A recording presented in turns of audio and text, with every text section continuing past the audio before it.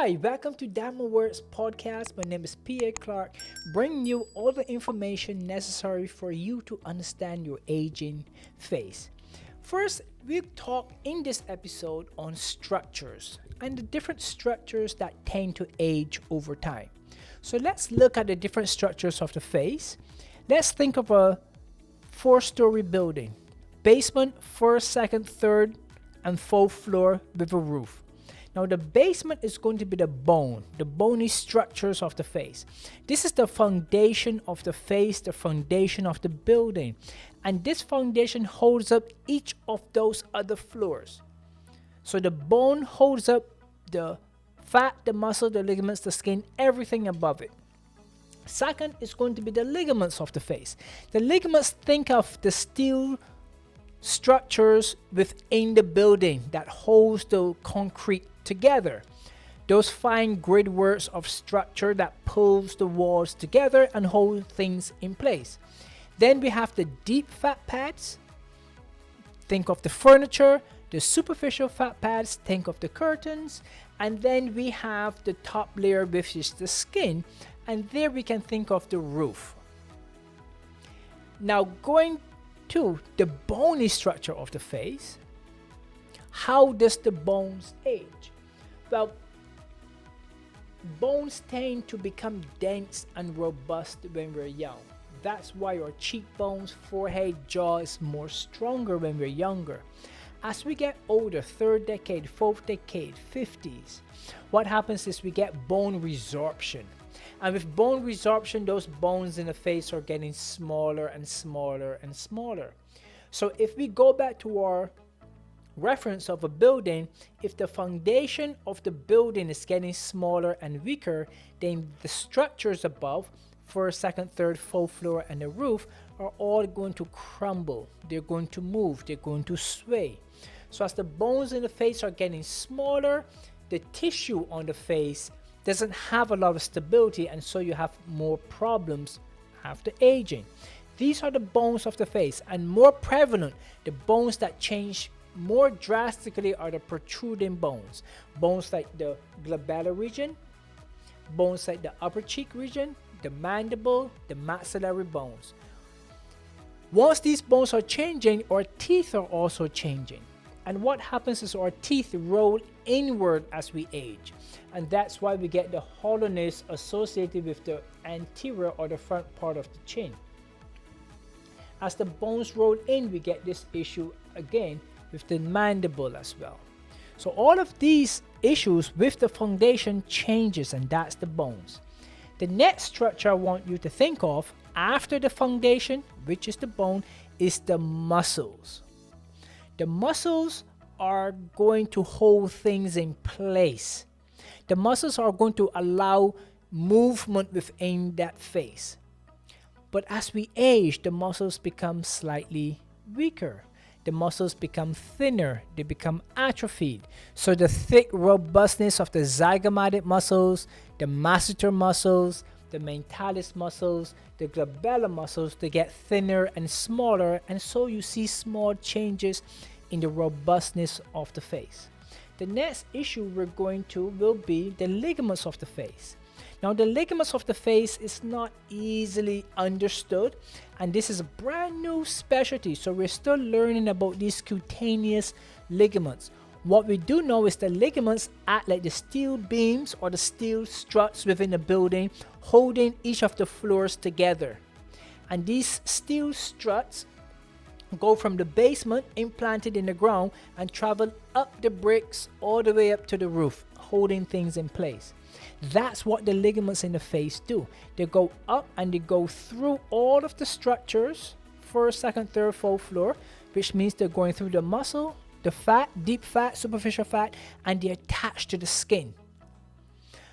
Once they hold things in place, this is why the face doesn't move and stay when we move our heads. The face moves with our head because the ligaments are holding things in place. Now we have the deep fatty tissue. These are the deep fat pads located anterior side of the face, and they're located really deep. So you can't really touch them. So they're deep, and they add to the initial volume of the face. The deep fatty tissue is responsible for the age-related changes of the features of the face. The age-related changes of the features, what do I mean? I mean the hollowness of the lower cheek, the arc of the upper cheek, the fat that runs along the chin region that gives us a powerful chin. That fat gets lost. The fat on the forehead that shrinks. The fat above the temple zone that shrinks, giving us concavities in the temples. The next floor above is going to be the superficial fatty layer, and that's the layer just before the roof or the layer just before the skin. So that superficial fatty layer is responsible for the wrinkling underneath the skin associated with muscle movement of the face. The superficial fat pad is different to the deep dermal fat pad in reference to aging. And the superficial fat pad, as the muscles move, the superficial fat pad is what creates some of these lines in the face when we smile, when we frown, when we smile. The last layer is the roof, and that layer is what takes in all of that sunshine. That area gets depleted and destroyed by the sun. So in reference to aging, the surface, which is the skin, will undergo DNA damage from UV radiation from the sun and cause thinning of the skin. In other words, it causes thinning of the roof. And as that thinning occurs, the wrinkles become deeper, the skin becomes a little pale, the skin is more easily irritated, and you can see the aging of the top surface of that weather-beaten face or roof. So those are the different layers of the face, and it's analogous to a building, starting from the foundation up to the roof, starting from the bones all the way up to the surface of the skin. Now let's talk about how we keep these structures youthful. And again, we can start from the bottom, which is the basement, which is that foundation. Those are the bones. How do we keep our bones healthy? We keep our bones healthy by keeping them under stress. We want to make sure that our teeth are healthy. If your teeth are not healthy, if your gums have pain, if you're not chewing properly, then the bones of the face are not enduring the stress from the masseter muscle bite when you're chewing. And so you will lose some muscle, some bony volume mass within the lower face. You will also lose some of that mass in the upper face as well. So keeping the bones under stress can keep the youthfulness of the bone, keep a high intake of calcium as well. Not too much, but enough that because your body is constantly replenishing itself, and it uses calcium as one of the cement or one of the substances within the bones. The next level is going to be the ligaments, is going to be the muscle. How do we keep the muscles youthful and healthy? Well, number one, don't do facial movement exercises. For example, these exercises that you've seen lend to increase lines and wrinkles on the face. Why does it do that? Because the muscles are attached to the skin, and the more movement your muscles undergo, the more movement the skin undergoes. The more movement the skin undergoes, the more creases and crinkling the skin will undergo. So do not partake in facial muscle exercises of the face, and this would reduce the wrinkles. For example, people who smile a lot, or who are very expression in their face, who are very animated with expression in their face, they develop more crow's feet. They develop more of the glabellar lines. Even though there's a hereditary factor, the more animation and the more movement on the surface of the skin means the more lines on the surface of the skin. Next, let's go to the ligaments. How do we keep the ligaments in the face healthy? Well, that one is easy. Don't sleep on the face. The more you sleep on the face, the more you're stretching your skin. So if I told you I'm coming to your place of work and I'm going to stretch your eyelids down for 3 hours each day, 365 days a week, or I'm going to stretch the side of your face down for 2 hours a day, 365 days, you will think I'm crazy and you will not do it. However, when you sleep at night, that's what you're doing for 6, 7, 8 hours. You are literally stretching your skin for 6 to 8 hours every day. Over time, your skin becomes looser and it stretches more. So you must not sleep on the face for a healthier, younger looking face. Next is the deep fatty tissue and the superficial fat tissue. You must have a healthy diet, healthy lifestyle. If you do not, you will have high rates of change of weight gain and weight loss. Increased weight gain and weight loss changes the fatty compartments and the fatty cells rapidly.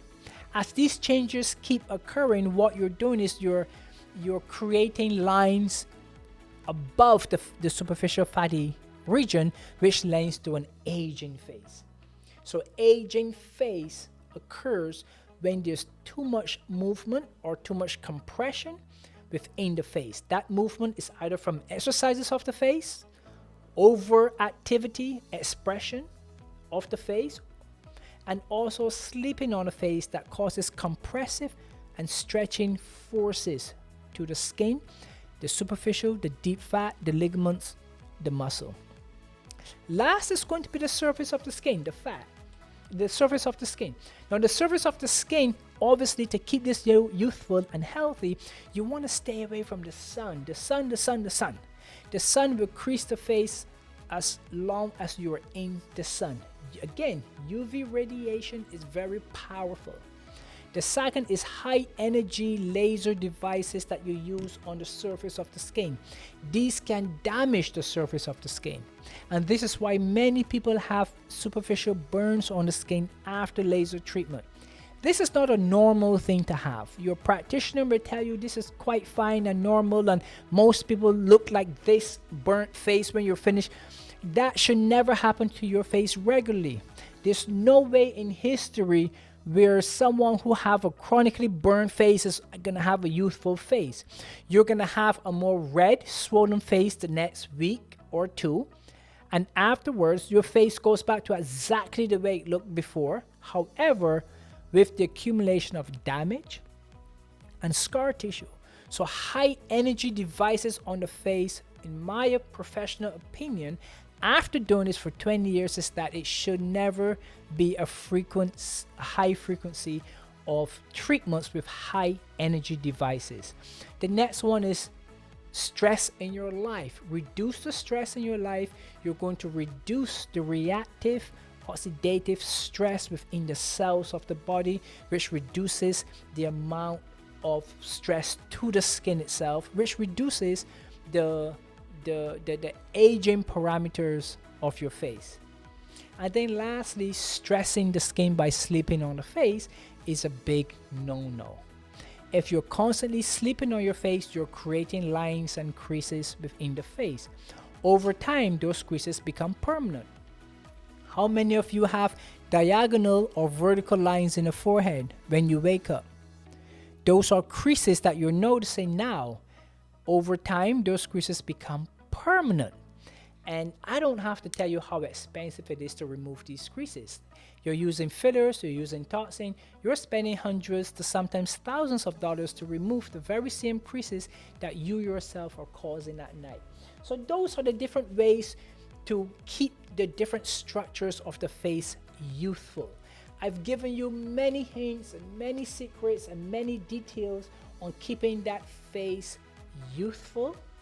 And there you have it, structural changes and keeping the body and the face youthful. For additional information, for comments that I personally will answer, please subscribe, enter your comments below, and stay tuned for more helpful information on all things beautiful.